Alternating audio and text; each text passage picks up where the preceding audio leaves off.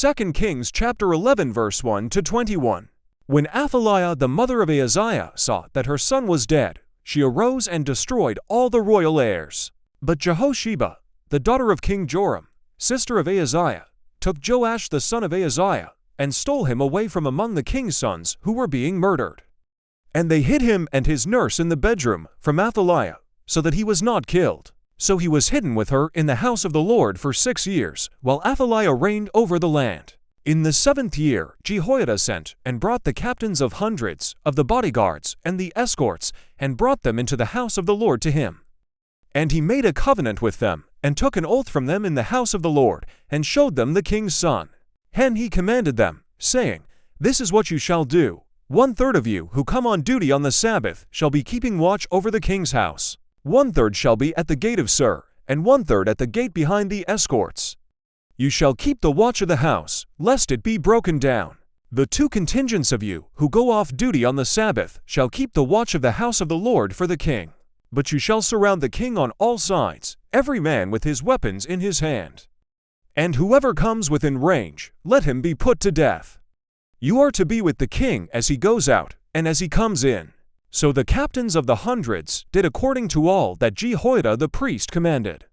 Each of them took his men who were to be on duty on the Sabbath, with those who were going off duty on the Sabbath, and came to Jehoiada the priest. And the priest gave the captains of hundreds the spears and shields which had belonged to King David, that were in the temple of the Lord. Then the escort stood, every man with his weapons in his hand, all around the king, from the right side of the temple to the left side of the temple, by the altar and the house. And he brought out the king's son, put the crown on him, and gave him the testimony.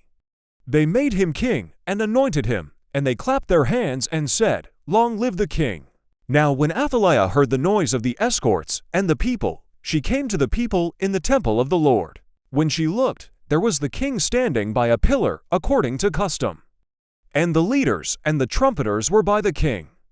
All the people of the land were rejoicing and blowing trumpets. So Athaliah tore her clothes and cried out, Treason! Treason!